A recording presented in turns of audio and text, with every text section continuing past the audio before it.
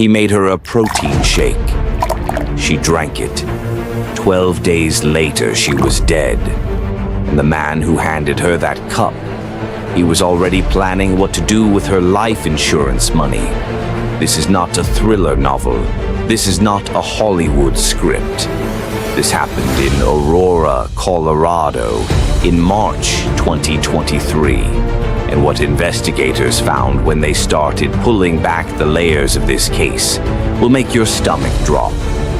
Stay with me, because the deeper this goes, the darker it gets.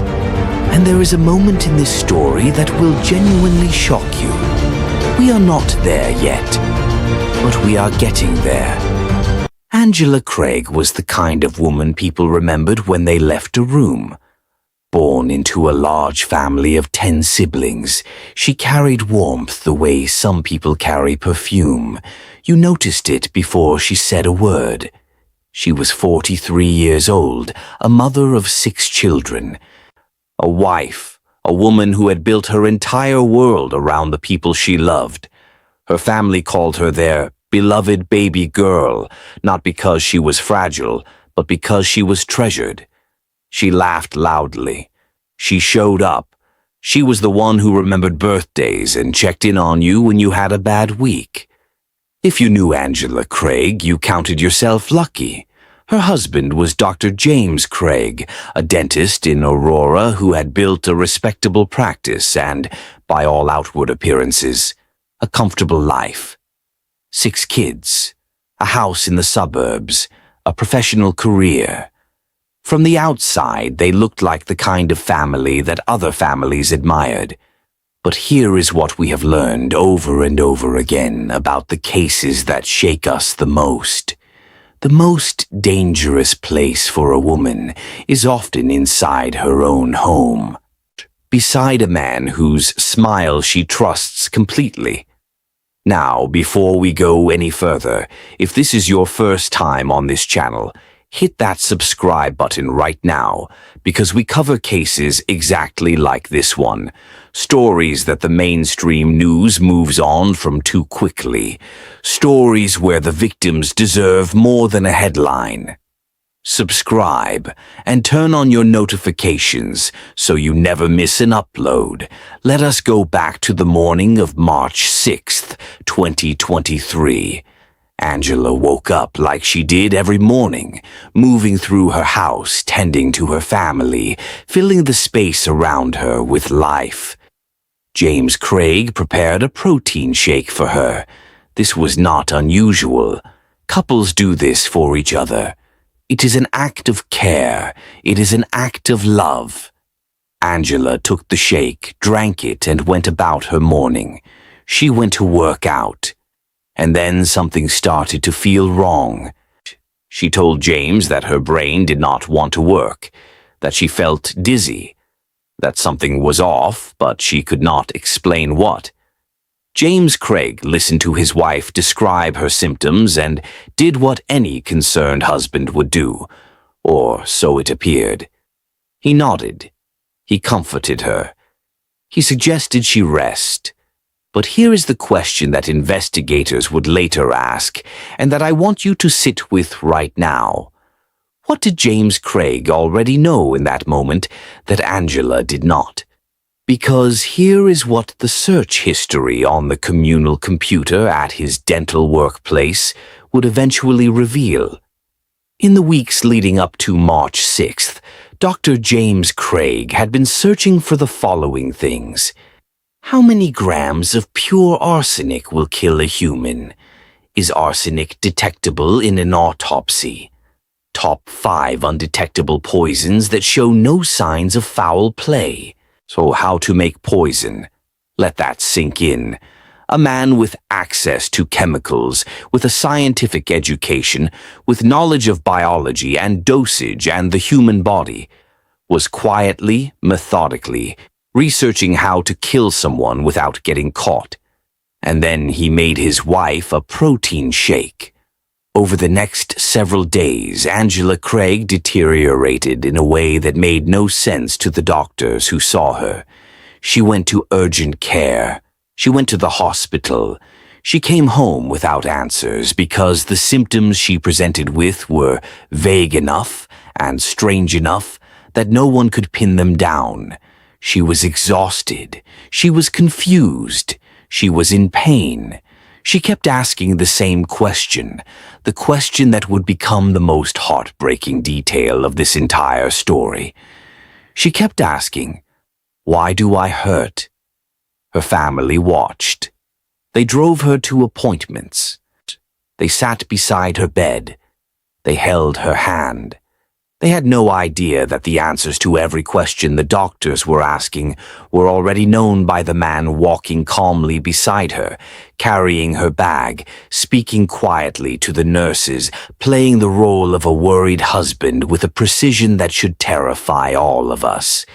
On March 8th, 2 days after Angela first fell ill, James Craig ordered potassium cyanide from a company called Midland Scientific. That same night, late at night, he also purchased 12 packages of eye drops. Not one, 12. The active ingredient in those eye drops is called tetrahydrozoline, and in concentrated doses it is toxic to the human body. He was not building a backup plan. He was building a system.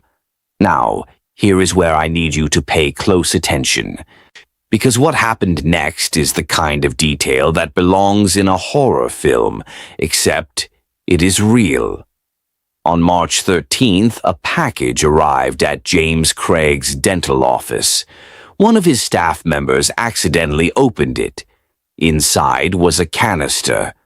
On the canister, in plain text, were the words, "Potassium cyanide."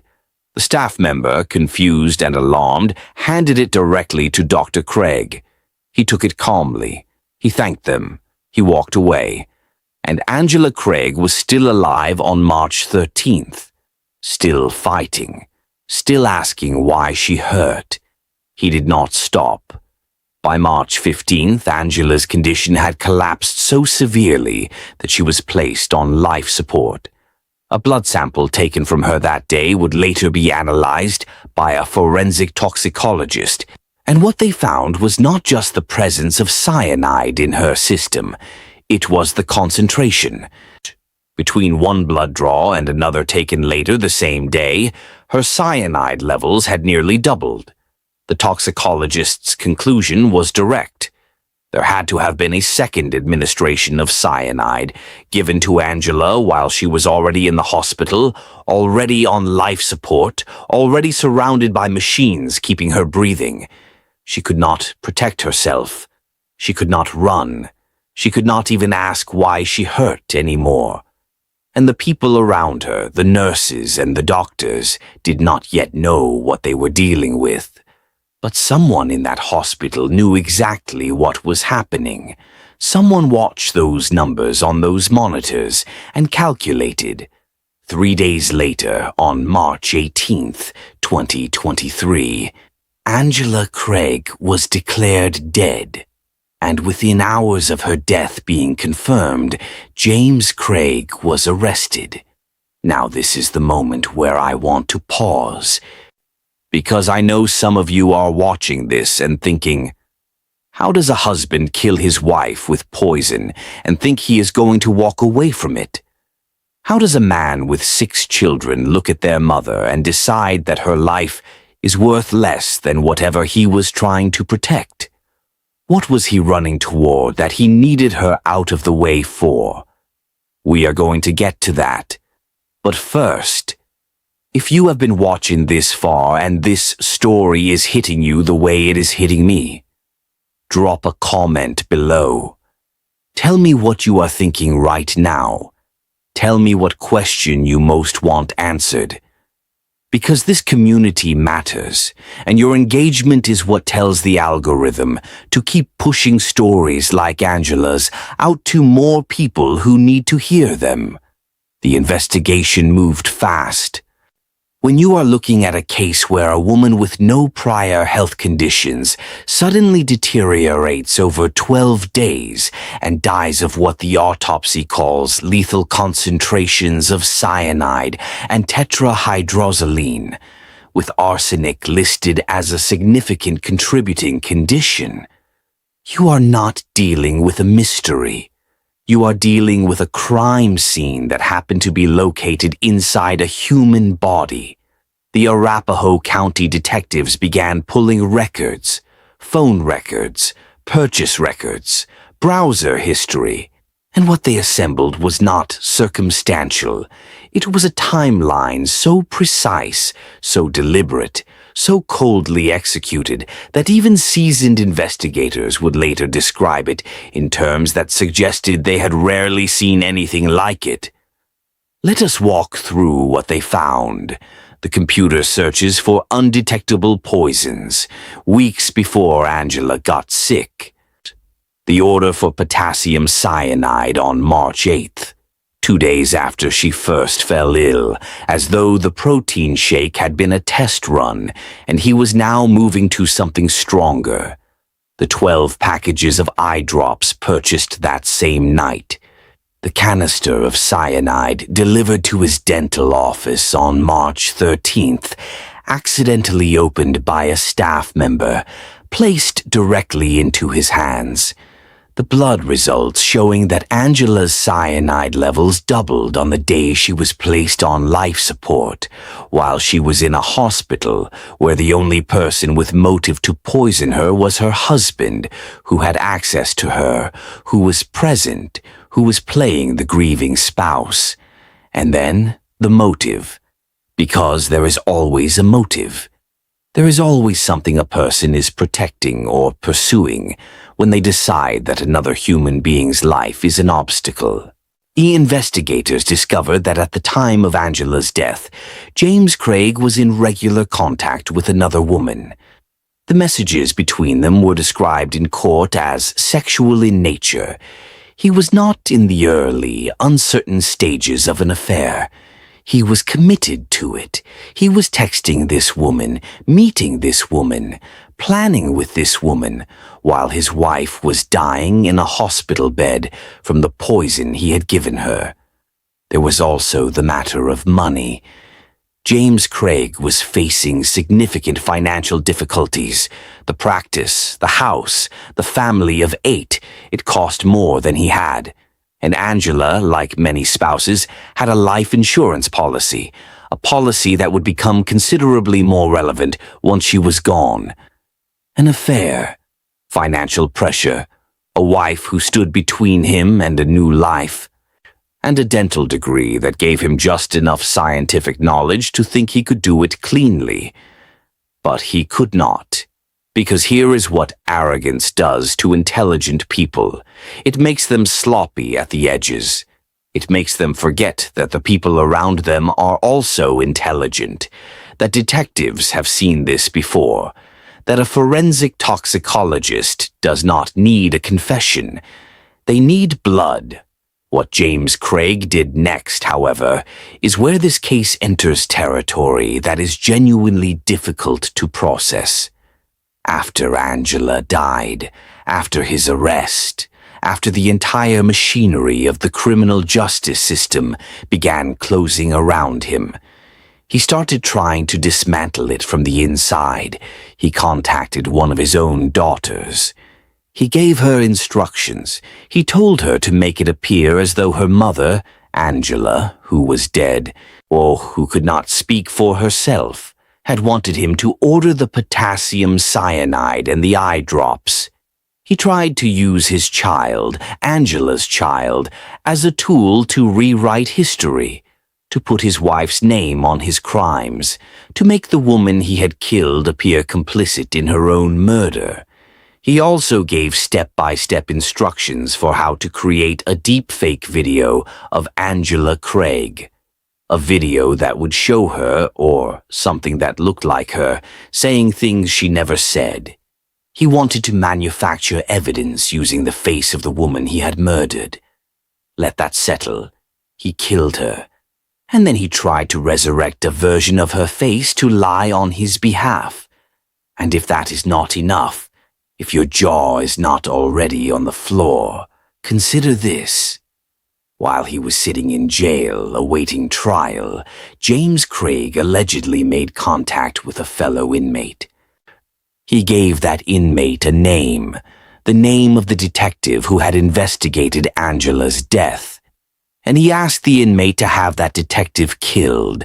He was not just trying to escape justice. He was trying to destroy it, person by person. He wanted the investigator who had worked Angela's case to die so that the truth could not follow him into a courtroom. The inmate cooperated with law enforcement instead. Now I want to ask you something, and I want you to really think about it, because this is the question that I think sits underneath everything in this case. How long had James Craig been capable of this? Not the poisoning specifically, but this level of calculation, this willingness to use the people around him, his children, a prison inmate, the face of his dead wife, as instruments. How long had that been who he was? Or underneath the dental practice and the family photos and the protein shakes? Angela Craig did not know. And that is the unbearable part. She trusted the man who handed her that cup. She drank it because it came from him. If you are still watching, I need you to do something right now. Share this video. Because Angela Craig's story should not live only in true crime circles. It should be in living rooms, on family group chats, in conversations between friends who love each other and want to protect each other. Share it. And if you have not subscribed yet, now is the time. We keep making these videos because you keep showing up for them. The trial of James Craig took place in Arapahoe County, Colorado. The prosecution laid out its case methodically. The searches, the purchases, the toxicology, the blood results, the escalating cyanide levels that proved a second poisoning, the cover-up attempts, the deepfake instructions, the murder-for-hire plot against the detective. One by one, the pieces were placed before the jury. The defense, as defenses in cases like this tend to do, attempted to introduce doubt, to suggest alternative explanations, to complicate the timeline, to make the jury feel uncertain. But the evidence was not built on one thing that could be explained away. It was built on all of it together, forming a picture so complete that uncertainty would have required the jury to disbelieve not just one witness or one piece of evidence, but every single piece simultaneously. The forensic toxicologist testified about the cyanide levels, about what it means for a person's concentration to nearly double in a single day while they are on life support in a hospital, about the tetrahydrozoline from the eye drops, about the arsenic, about what Angela Craig's body had been subjected to, in plain medical language that stripped away any remaining distance between the jury and the reality of what had happened to her. Angela's family testified. Her sister-in-law, Renee Prey, told the court the last words Angela had spoken. "Why do I hurt?" Those 4 words entered the courtroom and they stayed there. Because there is no forensic report in the world that does the work that 4 words from a dying woman can do. She did not know she was dying. She did not know the man she had loved and trusted was the reason for her pain. She just wanted someone to tell her why. The jury deliberated, and on the second day they came back. Guilty. First-degree murder. Guilty on the solicitation to commit murder charge as well. Guilty on additional counts that stacked alongside the central verdict, like weight being placed on a scale that had been waiting for this moment for 2 years. James Craig, the dentist from Aurora, the man who made his wife a protein shake and watched her die over 12 days and ordered cyanide and eye drops and tried to put words in a dead woman's mouth and ordered a hit on a detective, was going to spend the rest of his life in prison. Judge Shea Whitaker delivered the sentence: life without the possibility of parole, plus an additional 33 years for the other counts. And before pronouncing sentence, the judge did something that judges sometimes do in cases like this. She spoke plainly. She said that James Craig had unleashed a path of destruction as wide as a tornado and just as devastating. Damage to his children, damage to Angela's family, damage to his own family. A tornado, not a storm that passes, a force that leaves wreckage in its path and does not apologize for what it has flattened. And then Angela's family stood up. They had waited for this.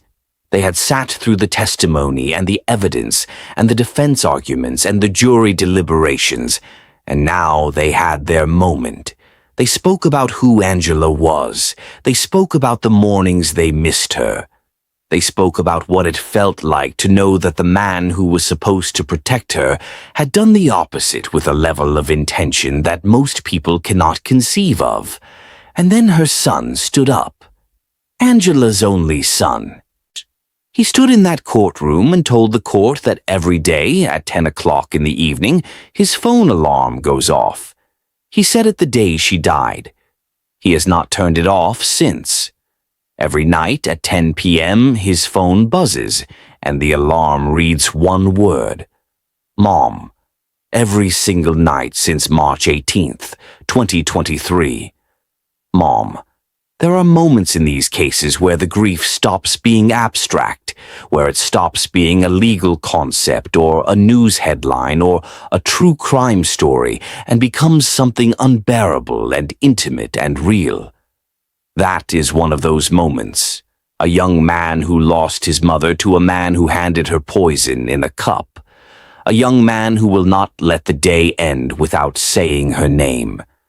James Craig will not see the outside of a prison for the rest of his life. He will grow old in a cell. He will watch the years his children's lives contain from behind a wall.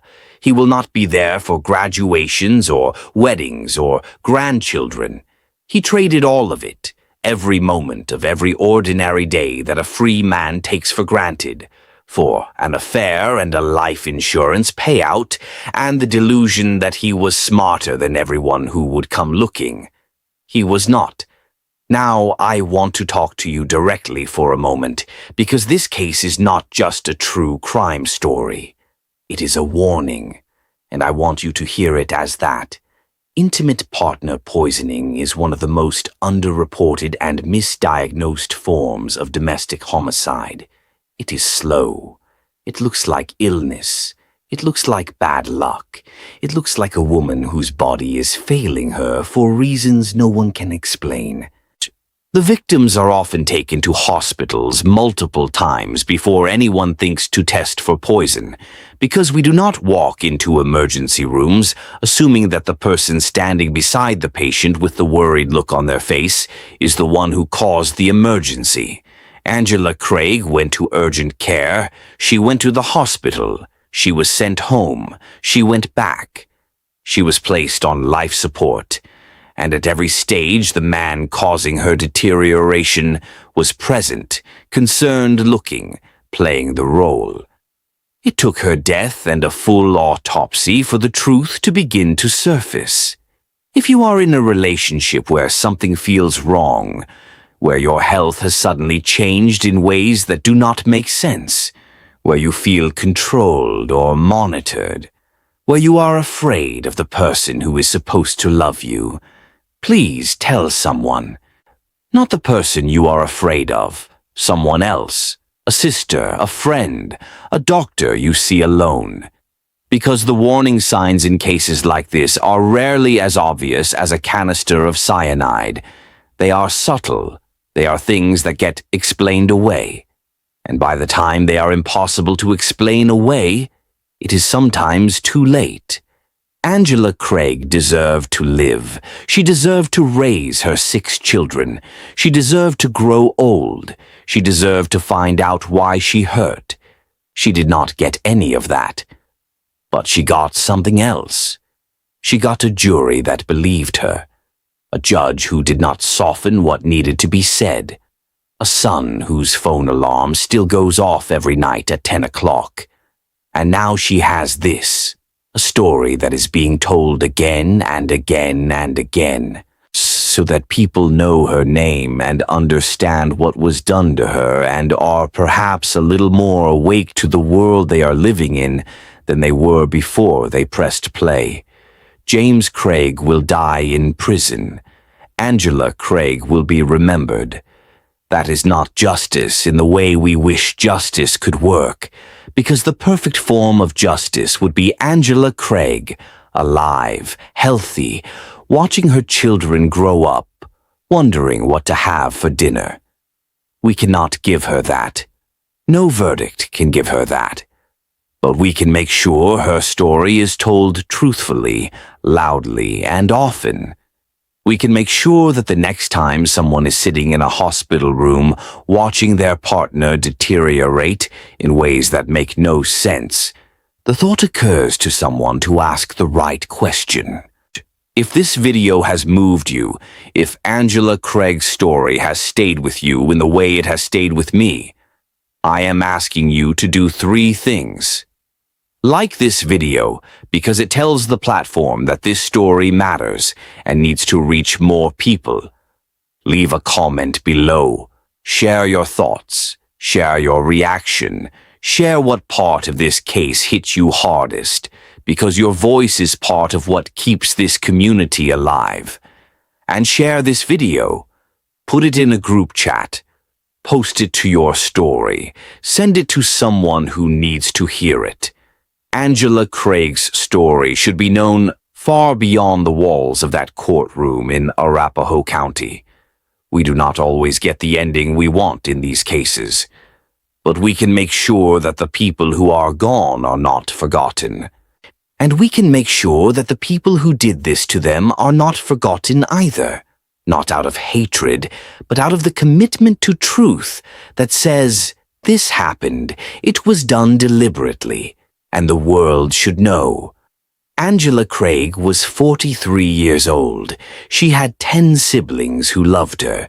She had 6 children who needed her. She had a son whose phone still says her name every night at 10 o'clock. She drank a protein shake that her husband made for her on the morning of March 6th, 2023, and she never came home from what that shake started. She asked why she hurt. Now we know, and now you do too.